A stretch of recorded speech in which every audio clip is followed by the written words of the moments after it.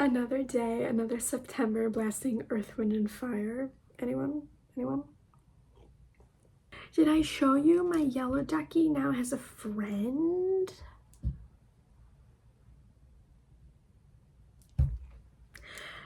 They're friends and they were roommates. What's up with me reading wise? Well, I just have a hankering for reading. My nails are already chipping, but I did my yellow. I did nice daisy yellow, and then I did a nice shimmery gold on my toes. I'm not gonna show you my feet. The one book I finished was A Little Princess by Frances Hodgson Burnett. Look, the sun has joined us. We're glowing. I finished A Little Princess. I still need to read The Secret Garden, or The Secret Garden. I think because I'm a mood reader, it's probably gonna be a spring read, so we're gonna put her aside for a little while. But I was enjoying it. I don't know why I said that so apprehensively, because I don't have like super strong opinions on it. But anyway, I ended up middling in feel. I don't have the copy with me, so I'll put image of it. But yes, I liked that it explored classism, especially for children. I think that's really important among many other important topics. And I do really appreciate how, especially for children who are in difficult situations, upbringings that they can't control, it really emphasized that imagination is a huge tool that children have access to cope through hardship. I think that's really important. Because there's so much children have trouble wrapping their brains around, but imagination is a huge strength that they have. So I really liked that it emphasized that. And then at the end, there was a bit of advocacy.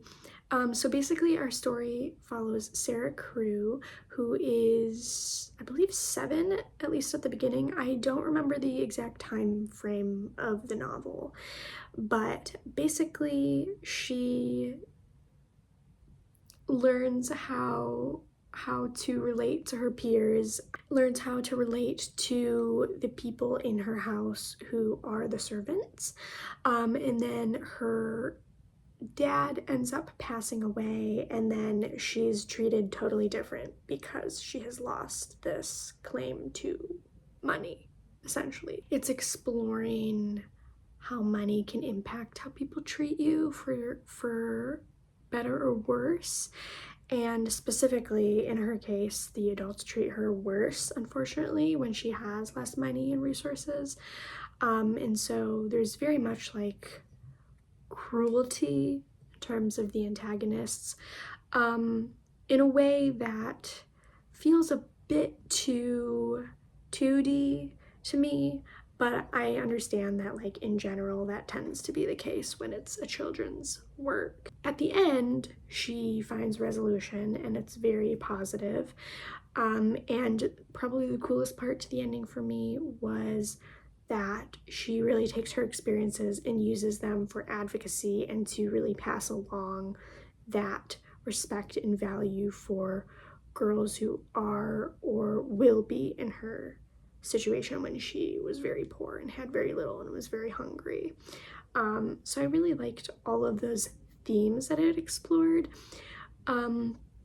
Honestly, my main issue with it that really brought me to a middling feel was not even that I disliked Sarah, but that I felt that she was kind of framed as a savior character, and that really rubbed me the wrong way. She's not a bad character. She's not even necessarily an unrealistic character. But as I was like trying to really articulate why it was kind of rubbing me the wrong way, I realized, like, in terms of her relationship with her peers, she tended to come along and really fix people in a way that made it feel like, oh, they just like needed her to be there, or they would just be floundering.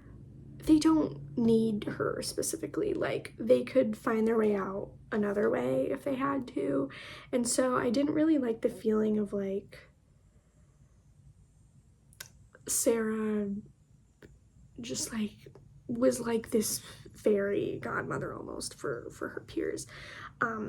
Because personally, this is like a whole tangent I could go on.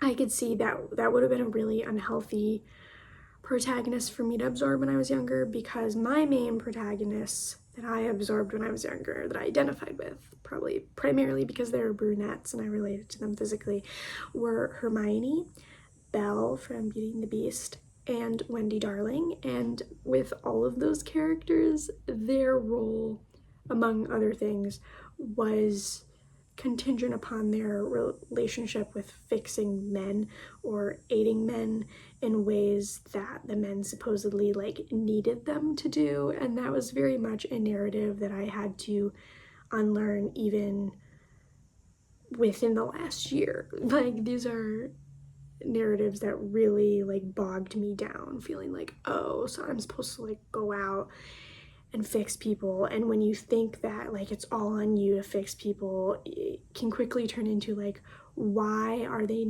is their situation not improving? If we're talking about like Sarah and her relationship with her peers, or why are these men not bettering themselves because I'm around? Like, it very much just puts too much emphasis on like, I have to do in order for these people to be better, and that's just not how that works. You can care for people as much as you can and love people as much as you can, but that doesn't mean they're inherently going to get better. And that can be a really, not just a people-pleasing issue, but also you could really beat yourself up for things that you just like cannot control. You cannot control someone else's lack of growth or healing, or you know. And it also, to be in a rescuer mindset also puts you in this weird like, I have to earn love from other people, and that's also not true. So I'm probably thinking of it deeper than a lot of other people are thinking of it, but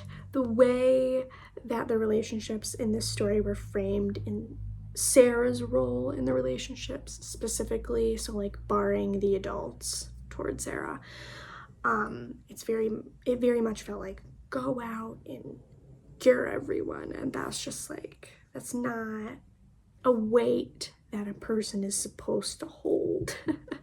And even if it's not an explicit message, it is still something that can worm its way into our brains, because those were narratives that wormed their way into my brain, even if subconsciously, when I was in elementary school, when I was 8 years old. And you spend the decades following unlearning these subconscious messagings. So yes, I recently watched Elizabeth, Plant-Based Bride, her critical reading video, and so personally I was like very enthusiastic that I felt like I was much more critically reading this book. And really the idea of like, it's not just whether or not you like a story or characters, but your relationship with a book also matters on how you think the author framed everything. Do you like the way the author views the world? Because everything within what they made has their own bias. And so it did make me realize a lot more that like, liking stories is not just about the literal stories, but you genuinely have to like the way the writer sees the world, because if you don't, I just don't think you're gonna like a story. And so yeah, I really like how Elizabeth's video made me reconsider like, do you like how a story is framed? And in this case I didn't, but that doesn't mean I disliked the story. I just didn't like the angle. It's kind of like journalism. It's like, if it had been from a different angle, like, I see the themes and I acknowledge the themes and I like the themes, but it's one of those where I wish someone else had wrote it. Not because anyone else could have, but like, I liked the themes and I wanted an angle that I empathized with a bit more, I guess, if that makes sense. So yes. Do you guys ever feel that way about books? Do you critically read? It really does have so much to do with the person behind the story as well, because their ideas are gonna just infiltrate, you know, whether you want them to or not. So that's what I read. And then I made a decent amount of progress, frankly, because I started skimming because there were a bunch of stories I didn't like. In the O. Henry collection, I am officially on track to finish this at the end of October, so I'm feeling really good. I'm gonna read a story a day, and there was particular sections that were grouped by region. So one of them was country and one of them was west, and I didn't care for those, and frankly some of them were racist. And so I was like, I just need to like skim read and or skip those ones because I was not digging them at all. I'm sure there will be more that I will enjoy because I found a few in the early sketches, the beginning section, amusing, and there's 2 in the New York section, which is like the vast majority of the remainder of the collection. Those are my 2 favorites. I would genuinely give 5 stars to both The Last Leaf and The Gift of the Magi. I'm finding that I don't love all of his stories, and some of them I genuinely take issue with in the way that some of the characters speak to each other, or see each other. That's not to say any of the stories I genuinely dislike. I think there's just a lot of them I find very uninteresting in content. And a lot of the West section had very like Western vibes, and that's always been so boring to me. I can't quite pinpoint why, but yeah. But the next section is tropics, so I'm gonna read the story Shoes today, which is the first one in the tropics section. There's the gentle grafter section, no idea what that means or if there's like a similar character in those stories. And then the vast majority are the New York stories. You can see all the different sections in the table of contents. And then the final few stories are just called final stories. So I'm assuming also these are kind of grouped chronologically in how he wrote them as well. This is definitely the book that feels the most daunting right now because even though it doesn't look like it, it actually is a chunker. It's like 780 pages. Really, if it's 101 stories and they're all approximately 10 pages, it is gonna add up really fast. So yes, I am reading it in incredibly easily digestible pieces for the next 2 months though, so it'll be doable, even if it's not my favorite. Okay, and then today I'm gonna start off, once I read that one short story, I'm going to read the entire poetry collection I mentioned before, which is You Better Be Lightning, May or May Not Cry. So I'm excited to read it, give my friend my thoughts, as she was very excited for me to, and I'm kind of ready to get wrecked. I needed to catch up on sleep, which I did, and now I'm ready to be emotionally wrecked if I need to be. I don't have to be, but yeah, so this is going to be my priority. And then with the rest of the day, with the time that I have, I'm going to continue reading Throne of Glass. I am currently, look at my little metal Harry, but this is so old, you guys. This is from like the first book when it came out, I'm pretty sure. It used to have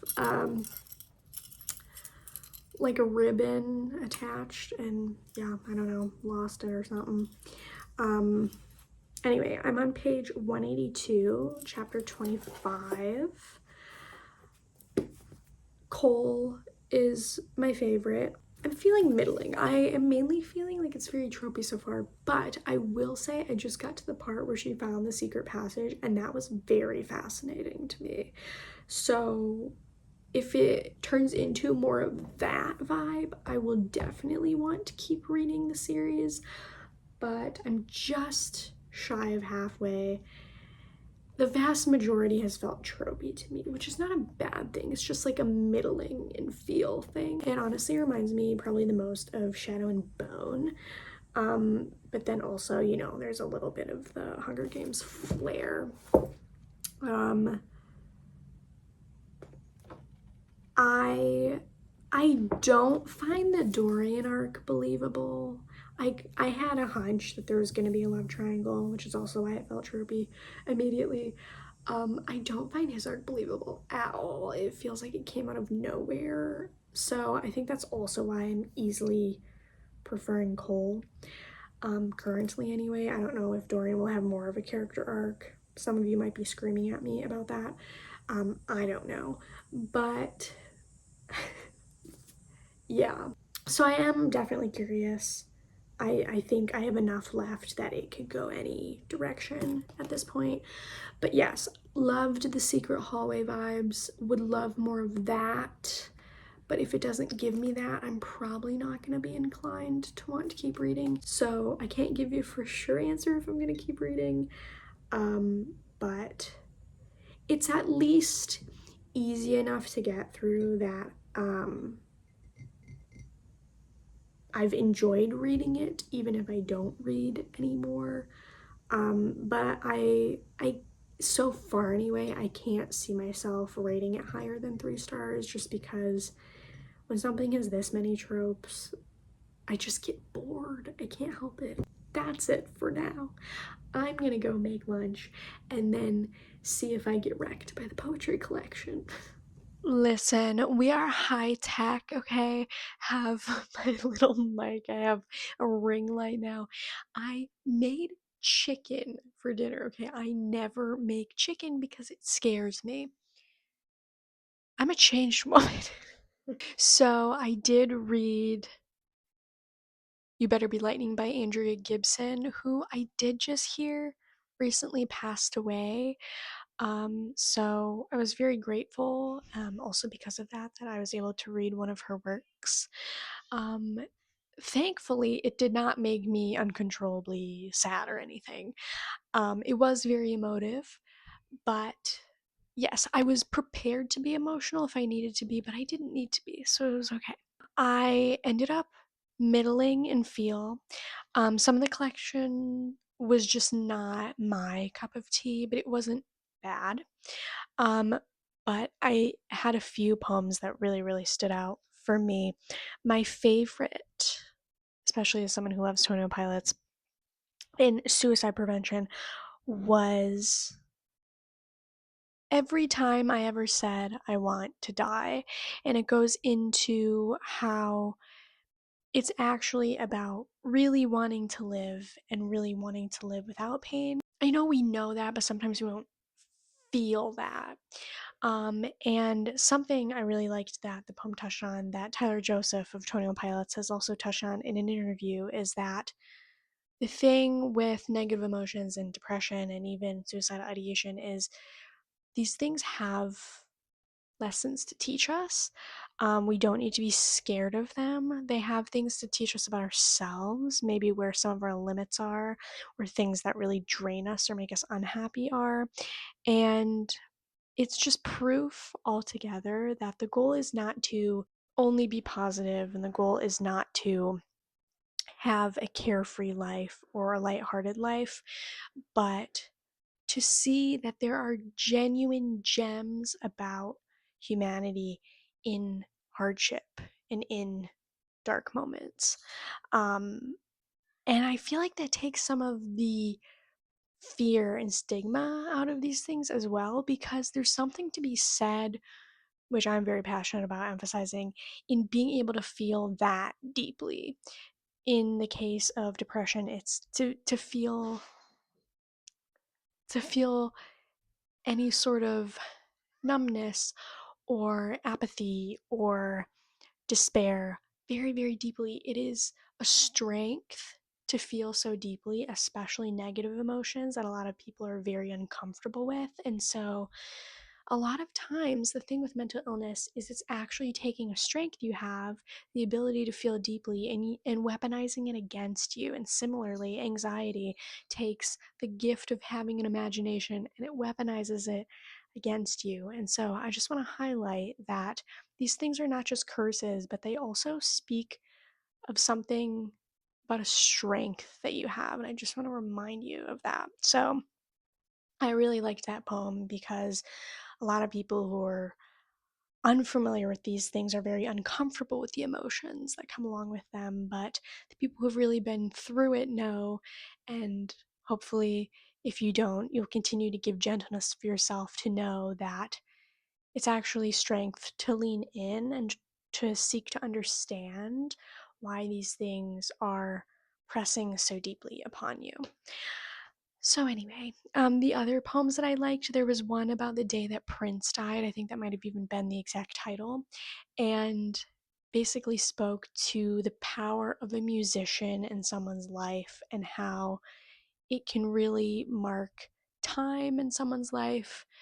If you grow up with someone and listen to their discography, it can obviously bring people together and build very intimate relationships when you both love an artist. And once they're gone, it really highlights how valuable their art was. And I really loved that poem for meditating and all those things. I feel very deeply for all the artists that I love. And then my third favorite poem was very, very short, so I'm going to read it to you. Spelling Bee Without Stinger is the name. And it's 3 lines. It just says, I love myself is often spelled Goodbye. And I feel that very deeply. I am someone who will always err on the side of reconciliation and harmony, but sometimes you can genuinely love someone else from a distance better than you ever could in close proximity. And that's always important to remember. So, good collection. Just not one that is super personal to me. And for me personally, poetry is just inherently personal. So the amount I relate to a collection has a lot to do with how I rate it. But it was a good collection. There's a lot to say about being a queer woman, and all of that as well, which is very important. So pick it up if you feel like that would be near and dear to your heart. And then I did make progress on Throne of Glass. I read 40 pages. I'm now on chapter 30 and page 222, also known as 222.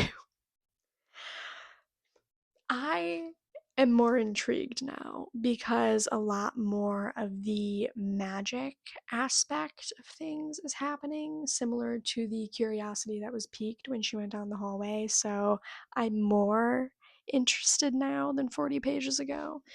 So at this rate, there's a good chance. I'm still not going to say for sure, but there is a good chance I'm leaning a little more towards I'll definitely at least pick up book 2. I'll probably just go book by book. I'm a very cautious series reader. I don't read series very often because it's just potentially a bigger time commitment. A lot of people find huge books daunting. I find series daunting. That being said, I have plenty on my to read list. It's just been a long time.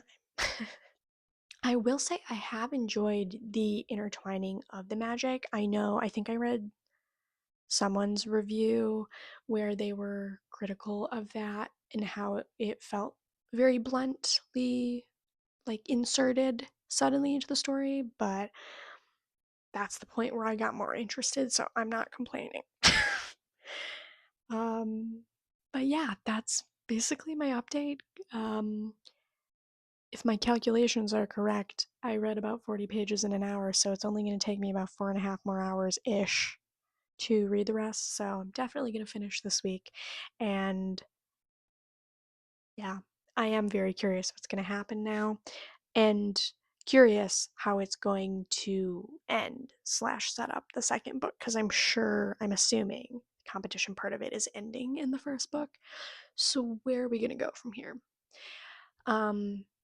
And I am curious if it's going to be really romantically heavy or if that's going to more so be a subplot, because I think I said that earlier, but that's going to make a huge difference in my interest.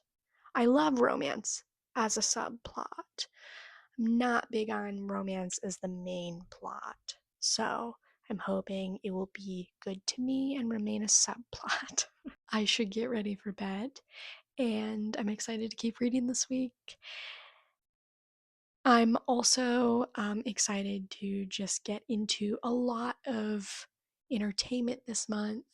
Um, what can I say? 21 Pilots is coming out with Breach in a week and a half, and I can't wait. But I simultaneously can wait because it's the end of the story and I'm not ready. So it's going to be a music heavy month. It's going to be. We're entering a season where I'm only reading huge books. So that's about to happen. Um I'm expecting to do my fall readathon in October sometime, so you can expect that coming.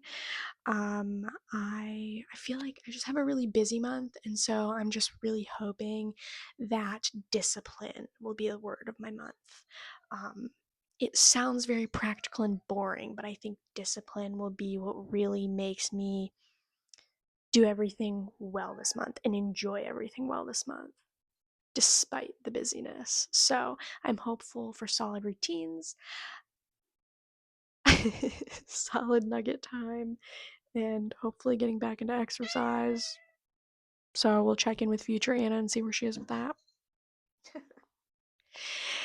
And any last thoughts? Any last thoughts? Um, we'll also be finishing The Summer I Turned Pretty this month. I think I should end it there. Go, Conrad, go.